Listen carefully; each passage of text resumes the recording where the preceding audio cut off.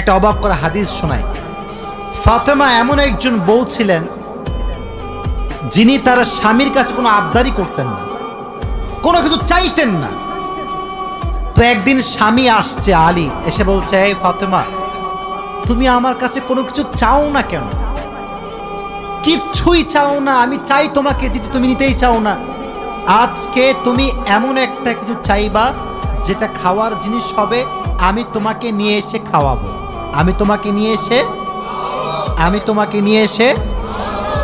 তো ফাতেমা বলছেন, না দরকার না। কি দরকার, থাক না, কোনো প্রয়োজন নেই। তো আলী আজকে নাসরবান্দা, না আমি খাওয়াই ছাড়বো আজকে, বলো কি খাবা।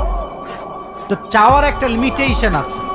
উনি বললেন, আমার কিচ্ছু লাগবে না, জাস্ট বাজার থেকে একটা আনার নিয়ে আসবেন। কি নিয়ে আসবেন? তো আলী রাদিয়াল্লাহু তাআলা আনহু বলছে, ঠিক আছে যাও, আমি যাচ্ছি, তোমার জন্য নিয়ে আসবো একটা আনার। বের হয়েছেন নেওয়ার জন্য। এই মনোযোগ দিয়ে শুনবেন হাদিসটা, খুব মনোযোগ দিয়ে। বাজার থেকে একটা আনার কিনেছেন, কিনে যখন বাসায় ব্যাক করবেন, হঠাৎ করে একজন গরিব মানুষ আসছে, সে বলছে, আলী, আজ 3 দিন যাবত আমার পেটে কোনো খানা নাই, আমি বড় হতদরিদ্র মানুষ, খুবই ক্ষুধার্ত মানুষ, তুমি কি আমাকে কিছু খাওয়াতে পারবা?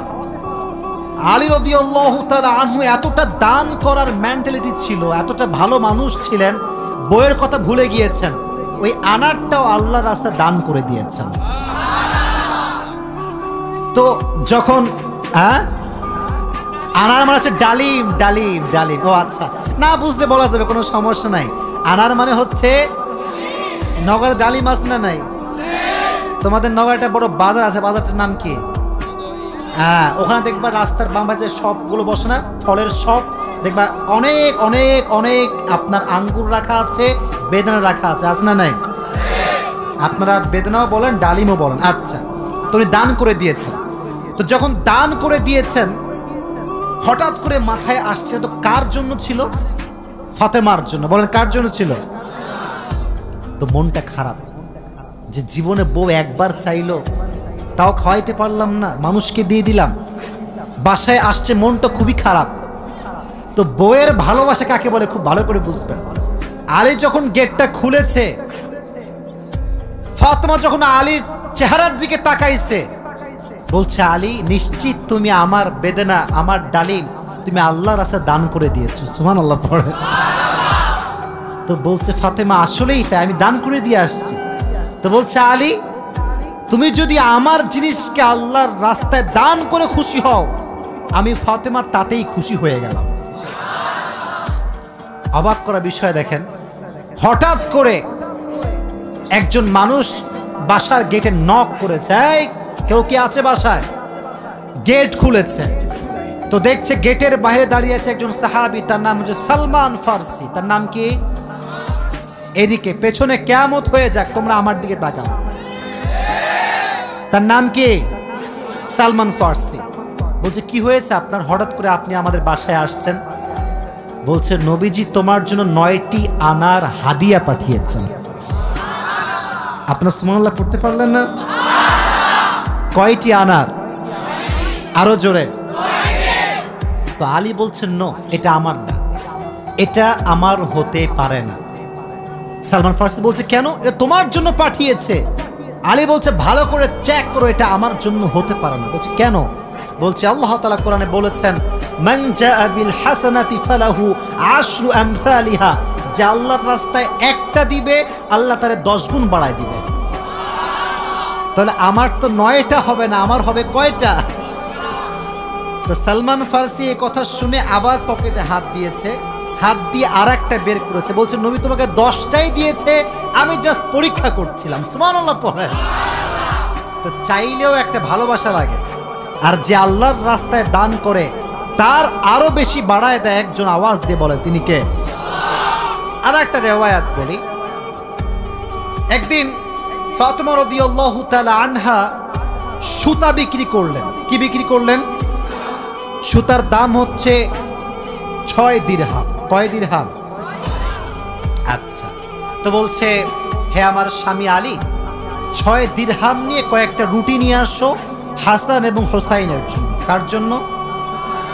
হাসান এবং হোসাইন কার সন্তান? ফাতেমা এবং আলীর সন্তান। তো অবাক করে একটা রেওয়ায়াত, আমি জাস্ট গতকালকে এটা পড়লাম, এটা আমি আগে জানতাম না। তো বের হয়েছে বাসার থেকে রুটি কিনবার জন্য। কি কিনবার জন্য? রুটি কিনে ফেলেছে। Just he was coming back to home, বাসায় আসছিলেন। হঠাৎ করেই গরিব আসছে, অসহায় মানুষ। আলী, কিচ্ছু নাই পেটে খাওয়ার মতো, তুমি কিছু দিতে পারবা? আলীর মনোমাইন্ড এতটা বড় ছিল, যা কিনতে গিয়েছিল ফ্যামিলির জন্য ওইটাও আল্লাহ রাস্তায় দান করে দিয়েছে। জোরে সোরে পড়ুন সুবহানাল্লাহ। সন্তানের জন্য খাবার আপনি কিনেছেন, কিন্তু দান করে দিয়েছেন, কিন্তু ভেতরে একটা কষ্ট আছে না নাই? দেখো যুবকেরা, প্লিজ প্লিজ লাফালাফি করো না, এদিকে আমার দিকে একদম স্থির হয়ে থাকো, চুপচাপ স্থির থাকো। কারণ নওগাঁর মানুষ তো এরা অভদ্র ঘরের সন্তান, এরা সব ভদ্র ঘরের সন্তান, ঠিক না? চুপচাপ থাকেন। তো যখন ফিরে আসবেন, হঠাৎ করে একজন লোক আসছে, এসে বলছে, আলী তুমি কি উটটা কিনবা? উট? বলেন কি? তো আলী বলছে, না ভাই, টাকা পয়সা নাই, কেনার সম্ভব না। তো বলছে, তোমাকে আমি এইটা এখন দিচ্ছি, তোমার যখন বিক্রি করার সুযোগ হবে তখন বিক্রি করবা, তোমার লাভ তুমি রাখবা, আর আমারটা আমাকে দিলেই হবে। তো আলী বলছে, ঠিক আছে দাও। জাস্ট উটটা নিয়েছে, উট নিয়ে বাসায় ব্যাক করবে, আবার আরেকজন আসছে, বলছে, ভাই এর দাম কত নেবেন বলেন? বলছে, ভাই আপনি দাম বলেন।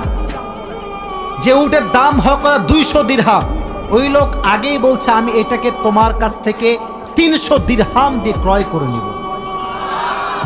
নিয়ে নিয়েছে উট। তাহলে আগে ছিল মাত্র কয় দিরহাম, এখন তিনি কয় দিরহামের মালিক হয়ে গেলেন? সুবহানাল্লাহ পড়তে পারলেন না? এখন এই যে 300 দিরহামের মালিক যাকে দিবে, লভ্যাংশ খুঁজে পায় না। কই গেল লোকটা? লোক আর খুঁজে পায় না, না পেয়ে বাসায় আসছে। যখন গেট খুলেছে, গেট খুলেই দেখছে নবীজি তার বাসার ভেতরে বসে আছে। বলছে, আলী আজকের ঘটনা তুমি বলবা নাকি আমি বলবো? বলছে, নবী আপনিই বলেন। বলছে, তোমার কাছে সর্বপ্রথম যিনি উট বিক্রি করেছিলেন তিনি আর কেউ নন, তিনি হচ্ছেন জিবরাইল। আর যিনি ক্রয় করেছেন 300 দিরহাম দিয়ে, সে কোনো মানুষ নয়, তিনি হচ্ছেন ইসরাফিল। কেন নবী, এটা কেন আমার সঙ্গে হলো?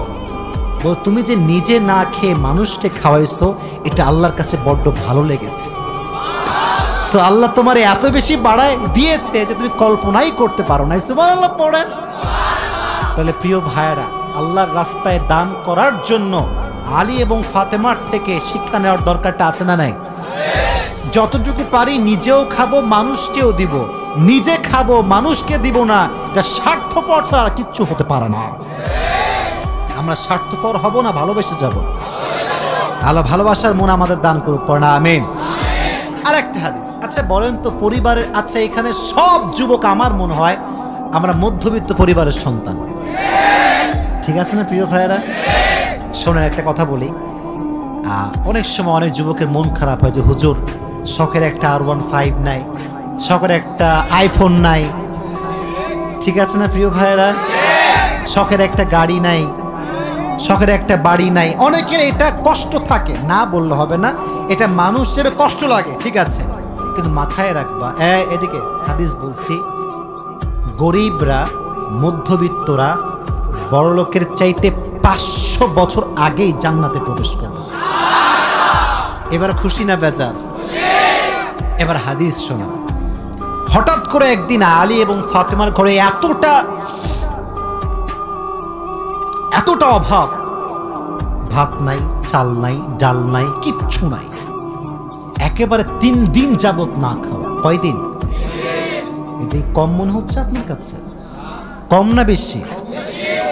আপনি বিশ্বাস করেন আজকালকার যুবকরা বডি বিল্ডিং করে, ইভেন তার 6 প্যাক বডি আছে, কিন্তু রোজা রাখতে চায় না। এই এলাকায় মনে হয় নাই? খবর লাগাবেন না, আপনার ভাবিও রোজা রাখে না, খবর লাগায় না। বলবেন যে ভাবি হোয়াট ইজ দিস, রোজা রাখেন না? এখন বলছে বাবা গায়ে শক্তি নাই, দুর্বল। একদিন এক যুবককে বললাম, কিরে তুই আমার ওয়াজ শুনিস না? বলছে অবশ্যই শুনি। তাই রোজা রাখিস না কেন? বলছে যে ভাই রোজা রাখলে বডি কমে যাবে। নাউজুবিল্লাহ পড়তে পারলেন না প্রিয় ভাইরা? কয়েকদিন যাবত না খাওয়া। এবার আলী রাদিয়াল্লাহু তাআলা আনহু বাধ্য হয়ে গিয়েছেন, আর পারছেন না।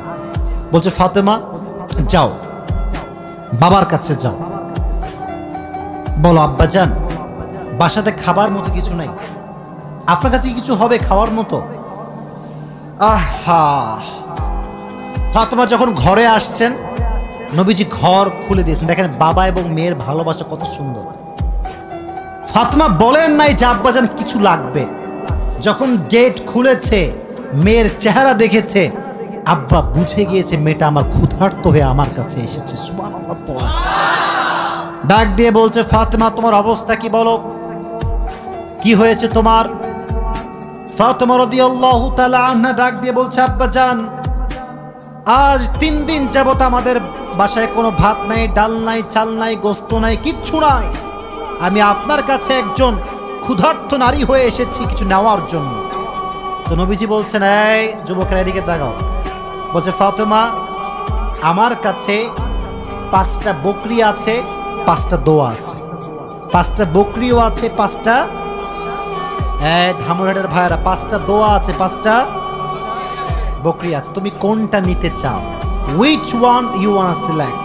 তো ফাতেমা বলছে নবী হে আমার বকরি লাগবে না, আমাকে দোয়া শিখাই দিলেই হবে। পরীক্ষায় পাস। দোয়াটা আমার সঙ্গে সবাই পড়েন, সকলে আমার চোখে চোখ রাখেন, সবাই পড়েন ইয়া আউয়ালাল আউয়ালিন ইয়া আখিরাল আখিরিন ইয়া যাল কুওয়াতিল মাতিন ইয়া রাহিমাল মাসাকিন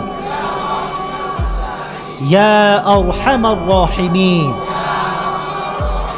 আমি জানি যে এটা এখনই মুখস্থ করা সম্ভব না, তবে এটা আগামীকাল কোথায় যাবে?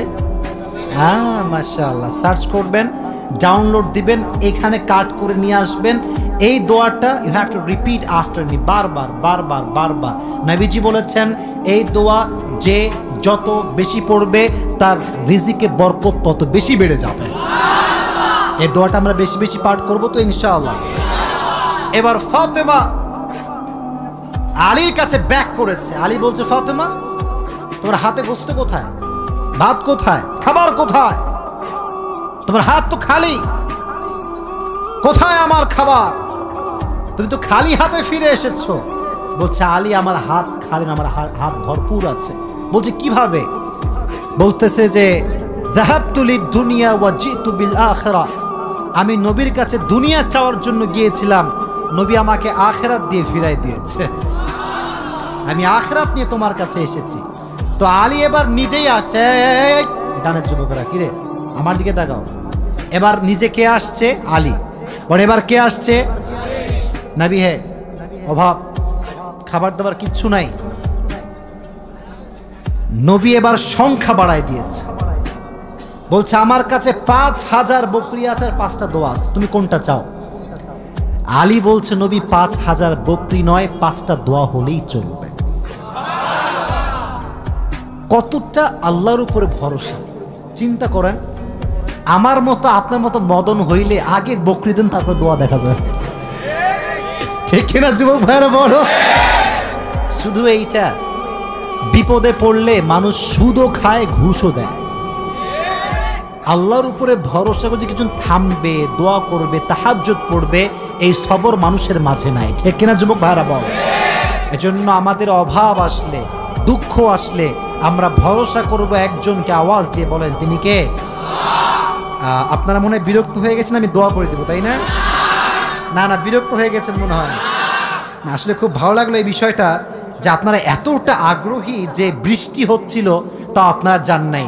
এটাই প্রমাণ করে নওগাঁর মানুষ ইসলাম প্রেমিক মানুষ, কোরআন প্রেমিক মানুষেরা।